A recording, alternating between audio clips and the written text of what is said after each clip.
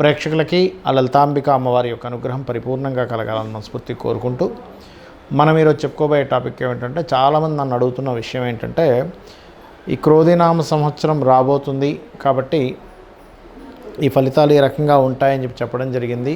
అదే రకంగా మనకు కనిపిస్తుంది పరిస్థితి. ఇంకా ఇన్ ఫ్యూచర్లో ఏదైనా ఇబ్బందులు ఉంటాయా, ఉన్నట్లయితే దానికి మరి పరిహారం ఏం చేసుకోవాలి అని అడుగుతున్నారు.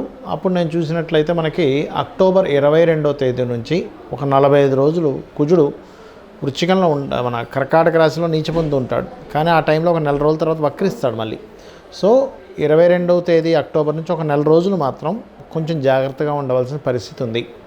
దానికి ఏ రాసుల వారు ఏ విషయాల పట్ల జాగ్రత్తగా ఉండాలి కుజుడు నీచ పొందుతున్నందుకు అనే విషయం ఇప్పుడు మనం తెలుసుకుందాం.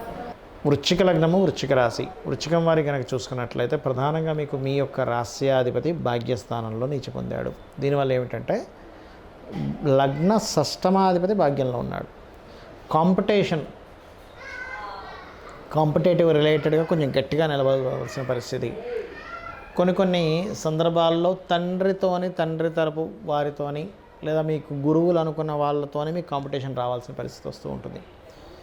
అయితే ఈ 1 and 6th లార్డ్ 9th హౌస్లో ఉన్నందుకు మీరు వృత్తిరీత్యా దూర ప్రాంతాలకు వెళ్ళేటువంటి విషయం ఏదైతే ఉంటుందో, లాంగ్ జర్నీస్, ఇక్కడ హైదరాబాద్లో ఉన్న వాళ్ళు బెంగళూరు అనో బాంబే అనో ఇంకో రకరకాల ప్రాంతాలకు వెళ్తూ ఉంటారు ఉద్యోగం కోసం.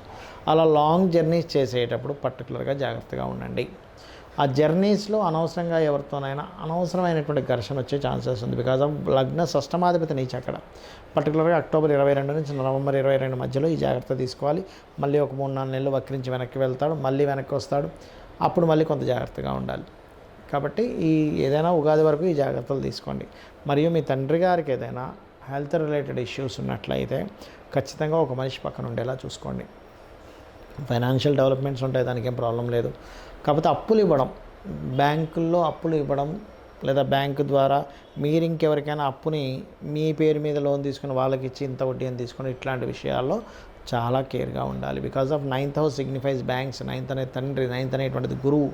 సో అక్కడి నుంచి పడ్డాడు మీకు మీ యొక్క జన్మజాతకంలో. కాబట్టి కుజుడి యొక్క ప్రభావం ఈ రకంగా చూపిస్తూ ఉంటుంది. అలాగే కాస్త ఈ మిలిటరీ, ఈ డిఫెన్స్ రంగాల్లో ఉండేటువంటి వారు, సరిహద్దుల్లో ఉన్న వాళ్ళు కాస్త జాగ్రత్తగా ఉండాలి. బికాజ్ ఆఫ్ ఈ యొక్క పోలీసులకు కానివ్వండి, మిలిటరీ వాళ్ళకి కానివ్వండి, వీళ్ళని రూల్ చేసే గ్రహం ఏది అంటే కుజుడే ఎక్కువగా రూల్ చేస్తూ ఉంటారు. అందుకే వాళ్ళు ఈ కుజ ప్రభావం ఎక్కువగా కలిగి ఉంటారు. అంటే లా అండ్ ఆర్డర్ని కాపాడేటువంటి వాళ్ళు. వీళ్ళందరికీ కూడా ఏంటంటే మళ్ళీ మీరు చూసుకున్నట్లయితే ఈ లాయర్లకి అది గురువు అవుతాడు. కొంత గురు రాహు కాంబినేషన్, గురుచండాల యుగం ఏర్పడుతూ ఉంటుంది ఇప్పుడున్న సొసైటీ పరంగా చూసుకుంటే. కాబట్టి ఆ రకంగా ఉండడం జరుగుతూ ఉంటుంది. అయితే ఇక్కడ మీరు ఏంటంటే మెయిన్గా దక్షిణామూర్తి యొక్క ఆరాధన చేయండి. శని కుజ గ్రహాల దగ్గర దీపారాధన చేయండి. 4వ స్థానంలో ఉన్న శని మీద కుజుడు దృష్టి ఉంది కాబట్టి మీ యొక్క తండ్రి పేరు మీద ఏదైనా ప్రాపర్టీస్ తీసుకునేటప్పుడు ముఖ్యంగా జాగ్రత్తగా చూడండి.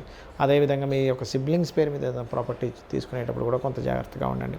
ఇక మీరు చేయవలసిన దేవతారాధన ఇందాక చెప్పినట్టుగా దక్షిణామూర్తి ఆరాధన లేదా జయ గురుదత్త, శ్రీ గురుదత్త నామస్మరణ చేస్తే కోర్టు కేసెస్ ఏమైనా ఉన్నా సరే క్లియర్ అవ్వడం జరుగుతుంది.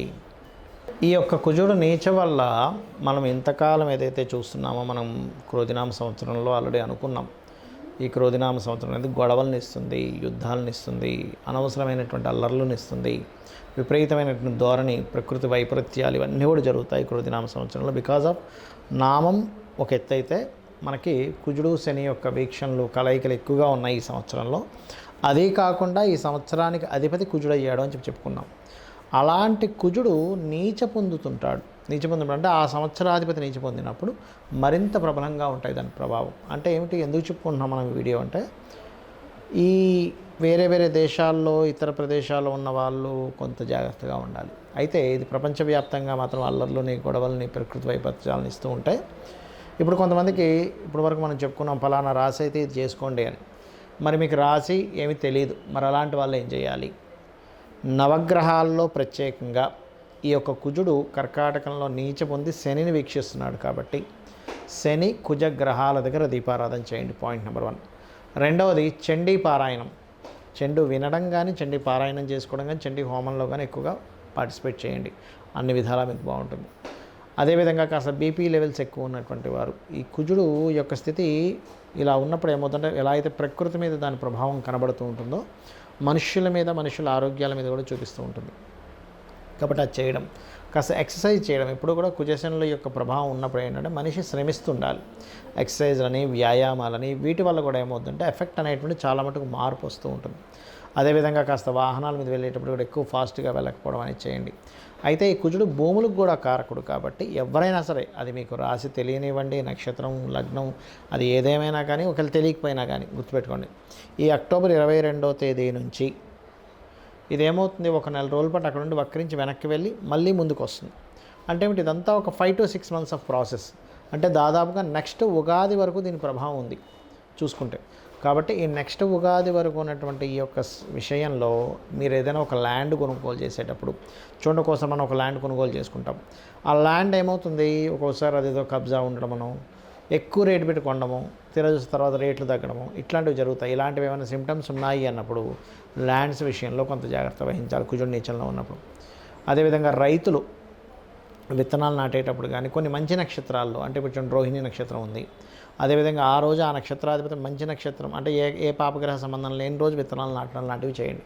అప్పుడు రైతుకి నష్టం కలగకుండా ఉంటుంది. ఎందుకంటే భూమి మీద బ్రతికేటువంటి వ్యక్తి రైతు. మన దేశానికి వెన్నుముక్క అంటూ ఉంటారు. రైతు లేకపోతే మనం లేము. కాబట్టి ఈ విషయాలు జాగ్రత్త పడండి.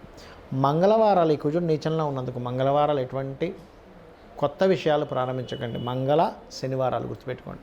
ఎందుకు, శని కుజులు పరస్పరం వీక్షించుకుంటున్నారు. లేదా శని హోరల్లో కానీ, శని వారాలు కానీ, లేదా కుజ వారాలు కానీ, అంటే మంగళవారాలు కానీ, మంగళ హోరల్లో, కుజ హోరల్లో కానీ ఎటువంటి కొత్తవి ప్రారంభించకండి. అదేవిధంగా కుజుడి యొక్క లగ్నాలు లేదా శని యొక్క లగ్నాలు, అంటే మేషము, వృశ్చికము, మకరము, కుంభము లగ్నాల్లో కూడా ఏమీ ప్రారంభించకండి. అదేవిధంగా కర్కాటక లగ్నం, ఎందుకంటే కర్కాటకంలో కుజుడు నీచబడి ఉన్నాడు, ఆ యొక్క లగ్నంలో కూడా ఎటువంటిది ప్రారంభించకండి. ఈ జాగ్రత్తలు కనుక తీసుకోగలిగితే బాగుంటుంది. అదేవిధంగా ఈ శని కుజుల వీక్షణ ఉన్నప్పుడు ఏదైనా ఇంపార్టెంట్ వర్క్స్ వెళ్ళినప్పుడు రెడ్ కలర్, బ్లాక్ కలర్ అసలు వేసుకోకండి. ఇంపార్టెంట్ అంటే ఏమిటండి, ఇంటర్వ్యూకి వెళ్తున్నారు, నార్మల్ టైంలో వేసుకోండి, నో ప్రాబ్లం. లేదా ఒక వివాహం మాట్లాడుకోవడం కోసం వెళ్తున్నారు, వేసుకోకండి. అదేవిధంగా ఒక కాంట్రాక్ట్ డీల్ సెట్ చేసుకోవడానికి వెళ్తున్నారు, అలాంటప్పుడు కూడా మీరు ఈ యొక్క శనికుజ సంబంధించిన రంగులు, అంటే ఏంటి, బ్లూ అండ్ బ్లాక్ కలర్స్ వేసుకోకండి. లేదా ఒక ఫ్యాక్టరీ నిర్మాణం కోసం ఒక ప్రారంభం చేస్తున్నారు, అలాంటి సమయంలో అంటే మీరు ఏదైతే మీ లైఫ్లో దిస్ ఈజ్ మోస్ట్ ఇంపార్టెంట్ అని అనుకునేటువంటి విషయాలు ఇవి చేయకండి. అదేవిధంగా మీకు దగ్గరలో గోశాలలు కనుక ఉన్నట్లయితే గోవులకి చక్కగా మీరు క్యారెట్లు, బెల్లము తినిపించండి, ముఖ్యంగా గుర్తుపెట్టుకోండి. అలాగే ఒక్కోసారి ఈ శనికుజుల వీక్షణలు ఉన్నప్పుడు ఏంటంటే మెయిన్గా ఇది ఎటువంటి ఫుడ్స్ తీసుకోవడం వల్ల కూడా దీని ప్రభావం పడుతుంది. అంటే బాగా మసాలా ఐటమ్స్ తీసుకోవడం కానీ, లేకపోతే స్టాక్ ఉన్నటువంటి ఐటమ్స్ తినకూడదు. ఎందుకంటే స్టాకు కారకుడు శని, మసాలా ఐటమ్స్ కుజుడు. ఇక్కడ ఏమవుతుందంటే ఈ శని కుజుల పరస్పర వీక్షణలు ఉన్నప్పుడు, నీచబడి ఉన్నాడు కుజుడు, ఇక్కడ వక్రించుకుని వెనక్కి వచ్చినటువంటి శని మీద దృష్టి ఉంది. అప్పుడు ఏమవుతుంది, నీచబడినటువంటి దృష్టి వక్రించిన వీటి మీద ఉన్నప్పుడు సర్వసాధారణంగా దీని ప్రభావం వల్ల, స్టాక్ ఉన్న ఐటమ్స్ వల్ల, మనం తిన్నటువంటి ఫుడ్ వల్ల మనకు ఆరోగ్య సమస్యలు వస్తుంటాయి, ఇబ్బంది వస్తుంటుంది. అంటే రాత్రి అప్పుడు పొద్దున్న తినడము, లేకపోతే ఉదయం ఎప్పుడో వండింది రాత్రి తినడము, ఇవి చేయకండి దయచేసి. ఈ జాగ్రత్తలు వహించండి. గోవులకి క్యారెట్లు, బెల్లము తినిపించండి.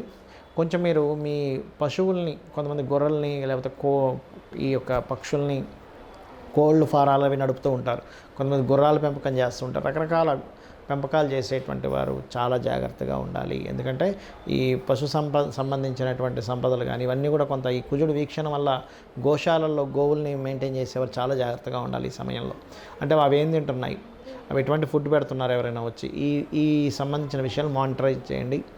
మీరు ముఖ్యంగా ఏంటంటే అమ్మవారి లలితా సహస్రనామాలు ఉదయం సాయంత్రం చేస్తూ శివాభిషేకం చేసుకుంటే కూడా ఎటువంటి ఇబ్బందులు పడకుండా ఉంటారు. ఈ దేశంలో కదా ఏ దేశంలో ఉన్నా, ఎక్కడ యుద్ధాలు జరుగుతున్నా, ఎక్కడ ఇలాంటి భయానకమైనటువంటి పరిస్థితులు వస్తున్నా సరే ఎటువంటి ఇబ్బంది కలగకుండా అమ్మవారు రక్షిస్తారు.